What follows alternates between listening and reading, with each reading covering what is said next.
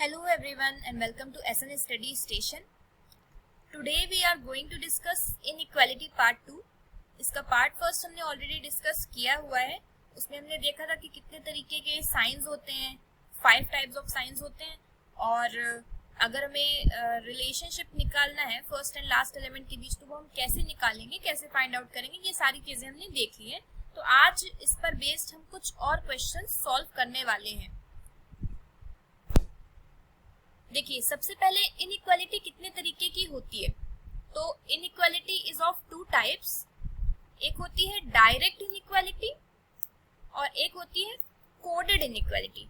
Direct inequality जो हमने previous video में क्वेश्चंस देखे थे, यानी कि अगर इस तरीके से दिया है a is greater than b, ठीक है, ये क्या हो गई, ये डायरेक्ट इनइक्वालिटी हो गई. मतलब a और b के बीच में जो साइन दिया हुआ है वो डायरेक्ट साइन है, क्लियर है, हमें पता है कि ये ग्रेटर देन का साइन है. और कोडेड इनइक्वालिटी होती है, यानी कि a और b के बीच में इस तरीके का साइन ना दिया हो और a और b के बीच में कोई सिंबल दिया हो.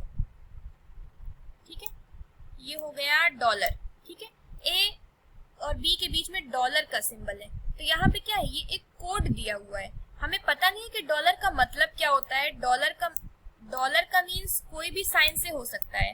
मतलब डॉलर का मतलब ग्रेटर भी हो सकता है, स्मॉलर भी हो सकता है, इक्वल भी हो सकता है, ग्रेटर इक्वल भी हो सकता है, या फिर स्मॉलर इक्वल भी हो सकता है. तो ये पांचों साइंस में से कोई भी साइन आ सकता है ए और बी के बीच में. तो ये होती है कोडेड इनइक्वालिटी, जहां पे हमें मालूम नहीं होता है. हाँ, बट इसके लिए हमें कोड दिया होगा कि कौन से सिंबल का क्या मीनिंग है, कौन से सिंबल को हम किस साइन से डिनोट करेंगे. तो ये 2 टाइप्स ऑफ इनइक्वालिटी होती हैं. सो आज का फर्स्ट क्वेश्चन ये है. हमें पता है कि कितने तरीके के साइंस होते हैं और उनके बीच हम रिलेशन कैसे फाइंड आउट करते हैं ये भी हमें मालूम है.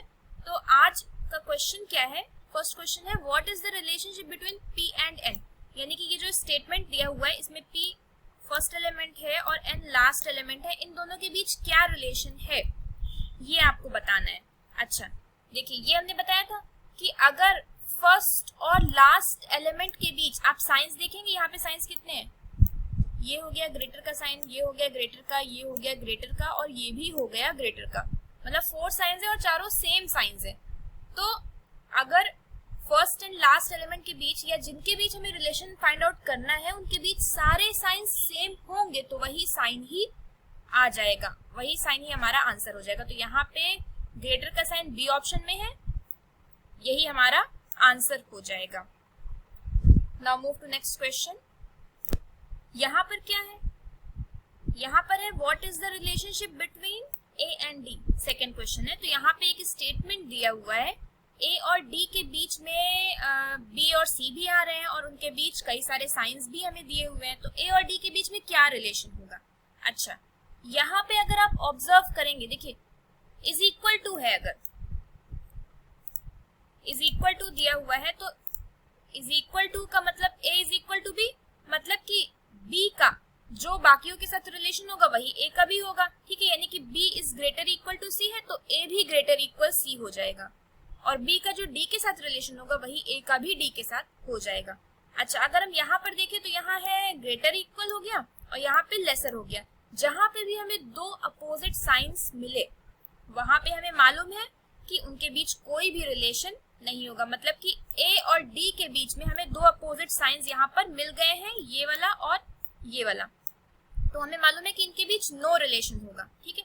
अच्छा, ऑप्शंस में यहाँ पे दिया हुआ है ए इज ग्रेटर इक्वल डी, ये तो बिल्कुल नहीं होगा. बी है ए इज ग्रेटर देन डी, ये भी बिल्कुल नहीं होगा. नो रिलेशन, हमें पता है कि नो रिलेशन होगा. ठीक है, तो ये वाला ऑप्शन करेक्ट हो जाएगा, डी वाला. अच्छा, कभी कभी ऑप्शन में नन ऑफ दीज भी इस तरह से कंफ्यूज करने के लिए दिया होता है, यानी कि आपको ये कहेगा कि इनमें से कोई ऑप्शन नहीं. नन ऑफ दीज का मतलब ये होता है कि जितने भी ऑप्शंस दिए हैं इनमें से कोई भी नहीं होगा. ठीक है, बट ऐसा तो नहीं, हमें पता है कि ए और डी के बीच में क्या है, नो रिलेशन है, कोई भी रिलेशन नहीं, तो हमारा आंसर डी होगा. थर्ड क्वेश्चन, यहाँ पर एक स्टेटमेंट दिया हुआ है. ठीक है, G F E D C B, यहाँ पे इन सभी के बीच में कुछ ना कुछ साइंस दिए हुए हैं और क्वेश्चन पूछ रहा है कि ये जितने भी 1 2 3 4 यहाँ पे हमें कंक्लूजन्स दिए हुए हैं, इनमें से कौन सा कंक्लूजन फॉलो कर रहा है, यानी कि इसमें से कौन सा कंक्लूजन सही है, कौन कौन सा सही है इसमें हमें बताना है। तो देखिए फर्स्ट दिया हुआ है जी और बी के बीच में रिलेशन। अच्छा जी कहाँ पर है, यहाँ पर है, और बी कहाँ पर है, अच्छा लास्ट, फर्स्ट एंड लास्ट हो गया, जी और B first and last element हो गया। तो अभी हमें देखना है जी और बी के बीच में क्या क्या साइंस आ रहे हैं। ग्रेटर, इक्वल, ग्रेटर आ रहा है, इक्वल, इक्वल का तो कोई मतलब नहीं है, इक्वल का कोई इतना मैटर नहीं करता है, ग्रेटर, इक्वल और ग्रेटर। कहने का मतलब है कि जी और बी के बीच में जितने भी साइंस आ रहे हैं वो या तो ग्रेटर है, इक्वल है या फिर ग्रेटर है। जब भी इस तरह का होता है तो क्या रिलेशन आ जाता है, रिलेशन आ जाता है ये वाला, ठीक है, ग्रेटर देन आ जाता है, इक्वल का साइन नहीं रहेगा उसमें। तो जी और बी के बीच में क्या होगा रिलेशन, जी और बी के बीच में ग्रेटर देन का रिलेशन होगा। और फर्स्ट वाला क्या है, ग्रेटर इक्वल है, तो ये वाला क्या हो जाएगा, रॉन्ग हो जाएगा, ये फॉलो नहीं कर रहा है। सेकंड में क्या है, एफ एंड डी दिया हुआ है। अच्छा अब स्टेटमेंट में एफ और डी देखिए कहाँ कहाँ पर है, एफ ये एलिमेंट हो गया और डी ये हो गया, ये तो बहुत ही सिंपल सा है। अच्छा डी और ई इक्वल है, तो ई के साथ जो एफ का रिलेशन है वही डी के साथ भी होगा, तो एफ इज ग्रेटर ई, तो F is greater than D भी हो जाएगा, तो ये वाला करेक्ट। थर्ड में क्या है, ई इज इक्वल टू सी, ई यहाँ पर दिया हुआ है और सी यहाँ पर दिया हुआ है, ई और सी के बीच में, हाँ ई और डी के बीच में तो इक्वल आ रहा है, बट फिर ग्रेटर इक्वल आ गया ना, तो ई और सी के बीच में जो रिलेशन आएगा, ई और सी के बीच में जो रिलेशन आएगा वो होगा ग्रेटर और इक्वल का होगा, तो ये ई इक्वल्स टू सी ये रॉन्ग हो जाएगा। कहीं पर भी अगर इस तरीके से साइंस दिए होते हैं, कहने का मतलब है कि हाँ हमें पता है कि ई और डी के बीच में इक्वल है, तो जो डी के साथ सी का रिलेशन है वही ई के साथ भी सी का रिलेशन हो जाएगा, तो E is greater equal C. Fourth में क्या है, b is lesser than g। अच्छा b और g फिर से आ गया, b लास्ट एलिमेंट और g ये अब हमें आगे पीछे करके दे दिया है, ठीक है। अभी अभी हमने फाइंड आउट किया था कि g और b के बीच में या तो ग्रेटर इक्वल का साइन आ रहा है या फिर ग्रेटर का आ रहा है, मतलब कि कहने का मतलब है कि ग्रेटर इक्वल यही साइन आ रहा है।